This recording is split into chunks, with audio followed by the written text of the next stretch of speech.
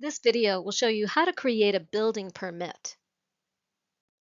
The first step requires logging into your permitting portal account. Once you've logged in, rest your cursor over Apply to display a drop-down list. Click on Apply for a construction permit. Step 3, on the next page, check the box to accept the general disclaimer and continue your application. If you have a license connected to your account, click on the blue arrow and select it from the drop-down menu. Then you can continue your application.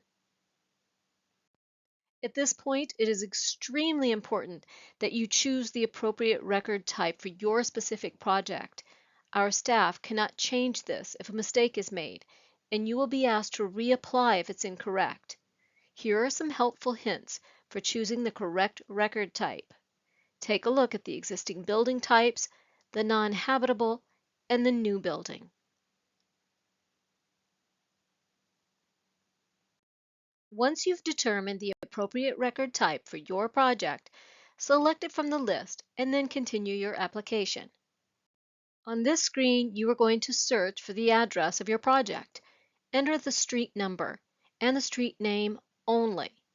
Do not enter information into any of the other fields on this page for your best chance of results. Less is more in this search. Click Search to view your results. And here's a helpful tip. Use the % as a wildcard to help your search if you are unsure of the spelling or how many words are in that street name. When you click Search in the address section, the parcel and owner information will automatically fill in for you. In the owner section, the tenant and the contact number fields are required and they must be completed. For all commercial permits, whether you are doing the work for the current tenant or for a tenant that hasn't moved in yet, you must supply the business name in this section. Then you click Continue Application. If you receive an error message at this stage, read it and address it if needed. Most of the time, this will not stop you from continuing with your permit application. If you selected your license at the beginning of your application, it will show up here. If you did not, no action is needed at this step. Please do not search for or add subcontractors or other contractor licenses to your permit. They will be deleted when processed.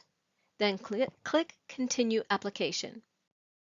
The applicant contact information is required.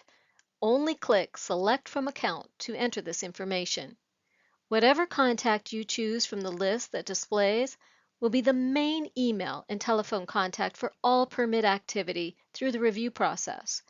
If you want to add additional contacts to this application, you can do that here. Click Continue Application. Enter all required additional information as it pertains to your specific job or portion of the job on this screen. On this page, complete all required custom fields as well as any other applicable fields.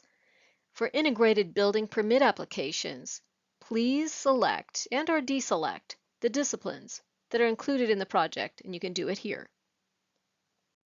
Enter a brief description of the work in this space. You may also include additional information that you would like the permit processor to see in this space. For example, other permit numbers that are connected to the project, suite numbers, or address discrepancy information.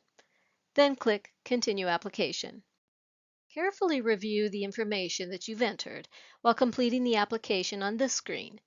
If any changes need to be made, click the Edit button for that section.